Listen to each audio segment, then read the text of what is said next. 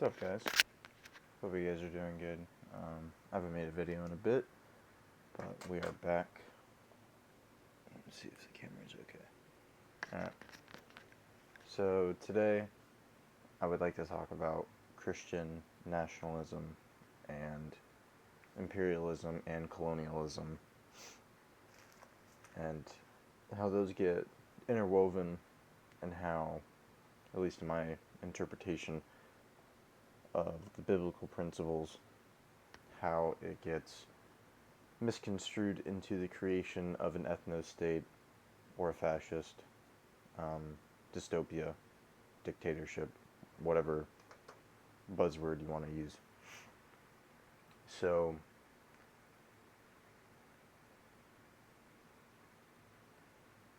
this will be a controversial video, but we'll run it. It's fine. So, Charlie Kirk died in September 10th, day before 9/11. And what I've been seeing recently since his death has been the twisting and contorting of his messaging, the twisting and contorting for it to fit political agendas, to fit right-wing political agendas, to create and accelerate the process of a Christian ethno-state. Now, with Charlie Kirk, obviously I do not condone the political violence that occurred in Utah on that campus. But when it comes to people believing that he was a free speech advocate, they are wrong.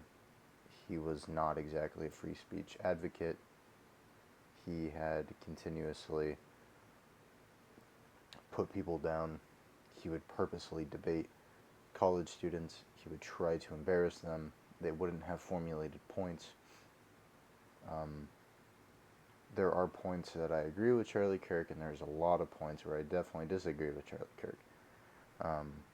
His demonization of DEI systems, his demonization of critical race theory, his demonization of black civil rights in general, I think is very disgusting and reprehensible behavior, especially calling yourself as a Christian. He had said numerous times that the creation of DEI and things like that hurt the white man, made the white people struggle more. That immigration created several problems within the United States, and that was something that needed to thoroughly be looked into. He also heavily criticized governmental intervention, but yet would promote governmental intervention when it came to his fulfillment of a Christian nationalist state. So his views morph as the years went on. His views had heavily morphed from classical liberalism or a classical libertarian perspective of strong but limited government, firmly being within the Constitution, but then also believing that the establishment of Judeo-Christian values is a pinnacle piece of American society and American culture, which if you wanted to argue for that, I guess you could, but you would also have to take into consideration and account the colonial and imperial aspects of society in the name of Christianity. Those were, the Salem witch trials, the Spanish Inquisition, the Roman Crusades, or not Roman Crusades, but the Crusades, and gold, the three G's, man. The gold, God, and glory. those were mainly what, you know, the Spanish, the Portugal, France, Italy, uh, what, Dutch, um, British, all of them had heavily moved the chain of slavery and believing that other indigenous cultures had been creating witchcraft and were, destroying societies as we know it, that they were satanic and they didn't know the truth about Jesus Christ. So we'll just murder them or enslave them because that's fair. Like that seems like a worthy punishment for their sins and believing that they're doing God's work. Charlie Kirk believed in public executions. He wanted to bring back public executions. He wanted people at the age of around 9 and up to see public executions and to be excited about them. His beliefs, sure, maybe he had promoted free speech and was a free speech advocate, absolutist free speech advocate, like Elon Musk will say, and then obviously he isn't because then he bans people on Twitter who demonize him and criticize him. Sorry. But yeah, they demonize him and criticize Elon Musk or, whatever. But the ideology that Charlie Kirk was promoting ultimately was what was going to lead to an annihilation of free speech. His demonization of the left are the exact same problems that you can say on the right. Exact same. I mean, not exact same, obviously, but different clothes, different, same person, same entity, same force behind both political parties.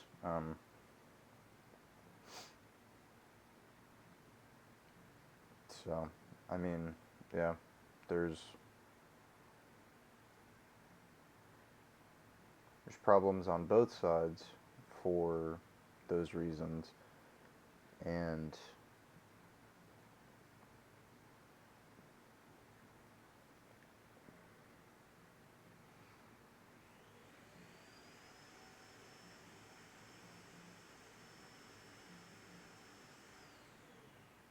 he created a bigger political divide.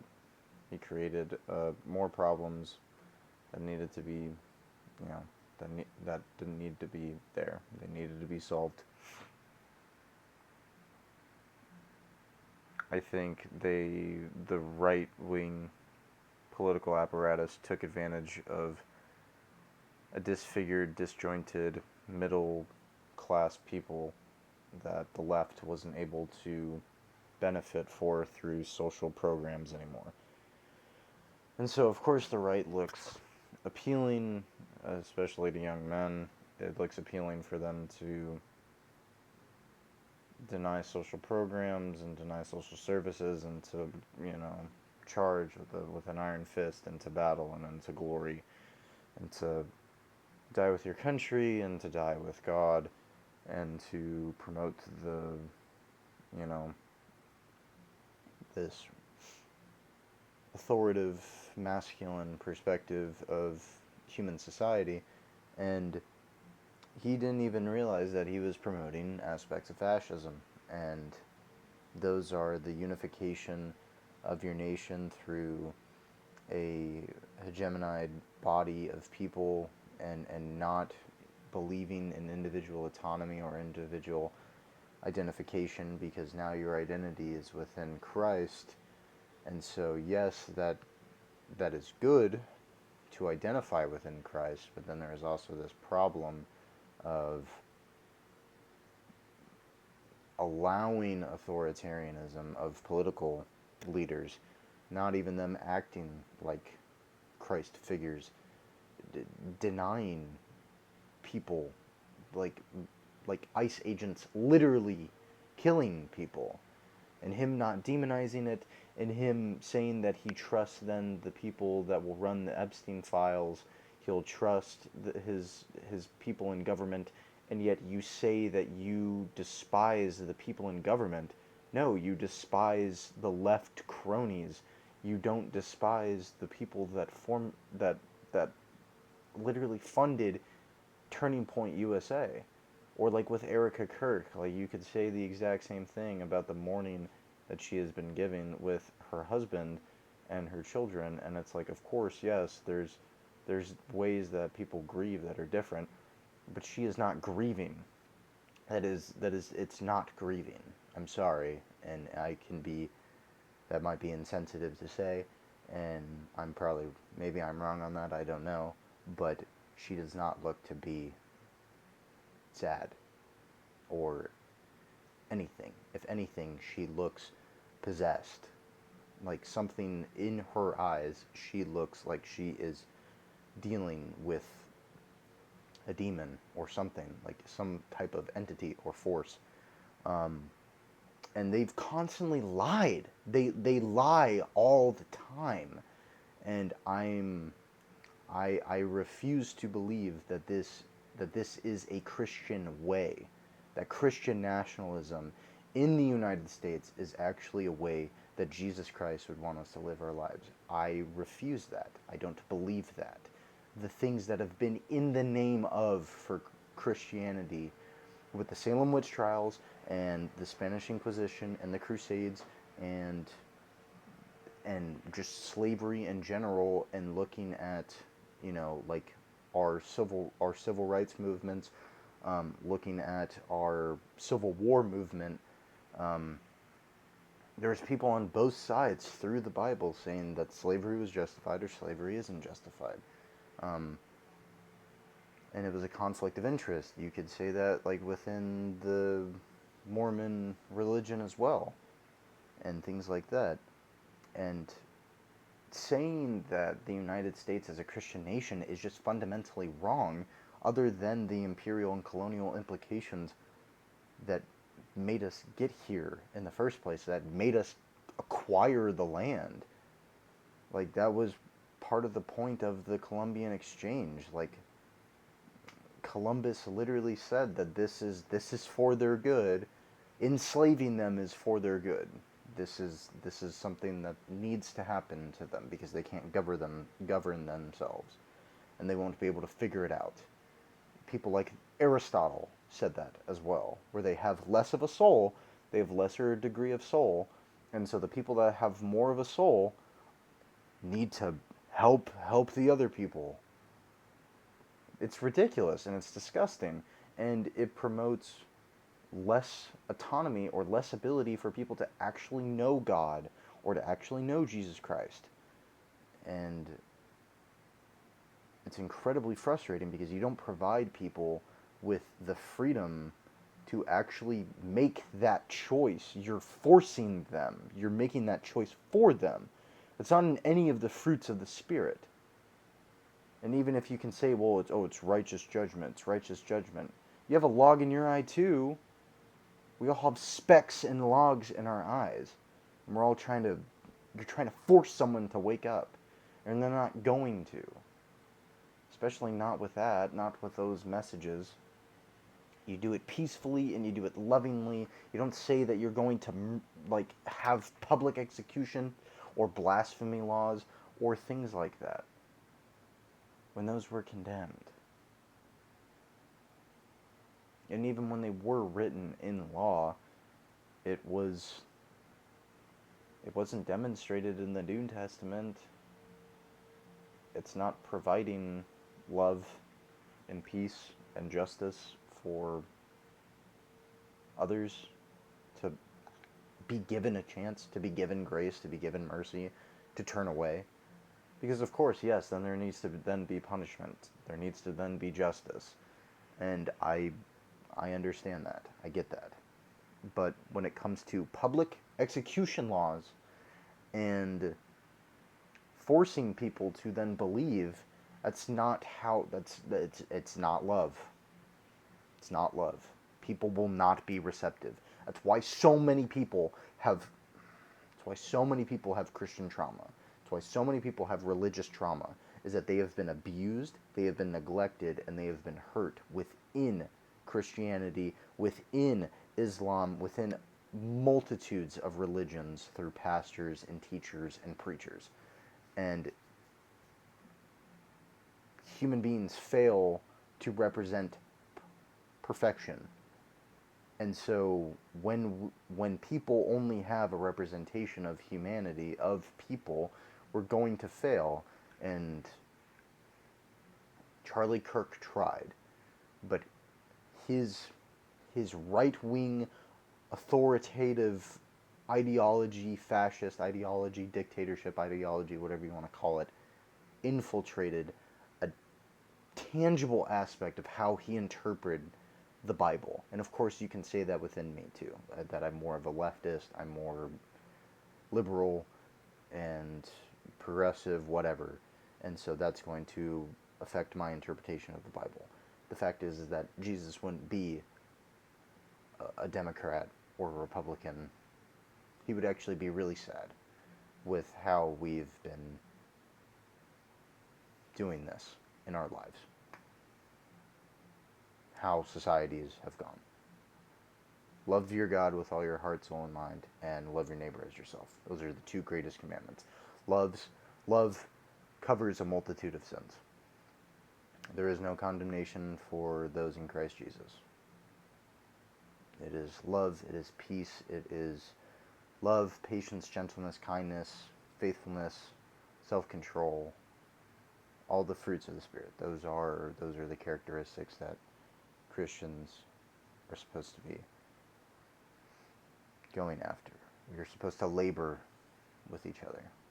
We're supposed to cry with each other and supposed to carry on each other's burdens and be with each other. And I think that is a thing that I did appreciate within Charlie Kirk, is at least some of the family-centered relationship dynamics that I feel like have been eroded within the West, that could be helpful to improve within society. And then, of course, some of the sexual revolution stuff, but then, of course, then I disagree with parts of the aspects of abortion, and that he was strictly promoting a no abortion exception. I don't particularly agree with that.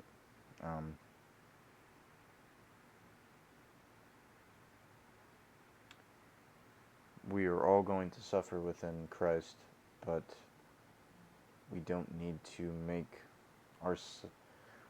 to suffer more through each other. We should be limiting each other's suffering through our own actions. Yes, it will be painful and it's hard because we have to get rid of our nature, but we should always be striving to improve our nature through Christ and through trying to defend Him and to defend other people and to defend what is good and what is right. And we mess up and we get it wrong all the time. I get it wrong every day. We all get it wrong every day. So I don't really know exactly what the purpose was for it, but in whatever you do, whether you're in politics or you're a teacher or you're maybe you're a scientist or you are in photography or whatever you're doing, do it with love, do it for God and through God, do it for the greatest good, for the people around you. Allow it to nurture good things in you and not create problems in you.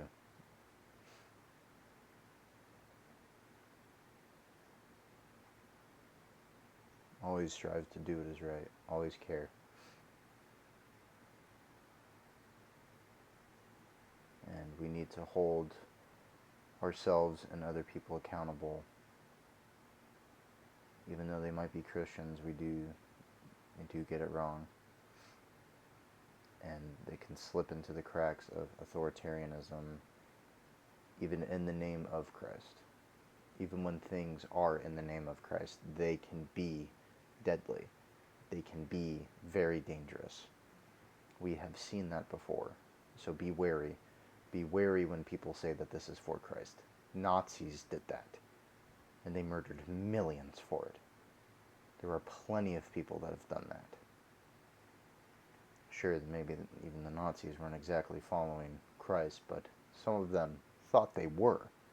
Some of them thought that they were rightfully killing Jews because they were the synagogue of Satan, because they did not conform to the ways of Jesus Christ.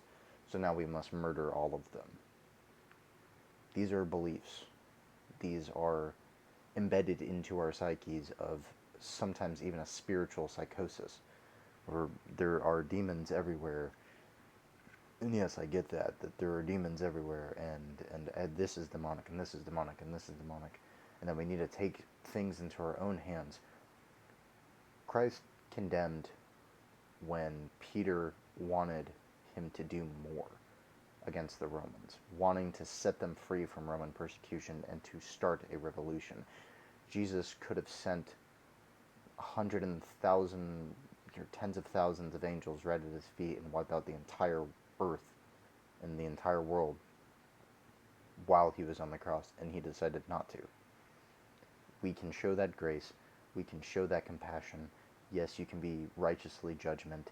Yes, you can defend yourself when you are being persecuted and attacked physically and verbally, of course, like, in the sense of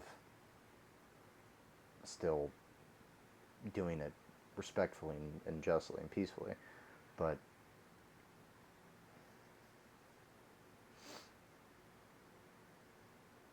always show grace, always show love, always try to be in truth. Alright.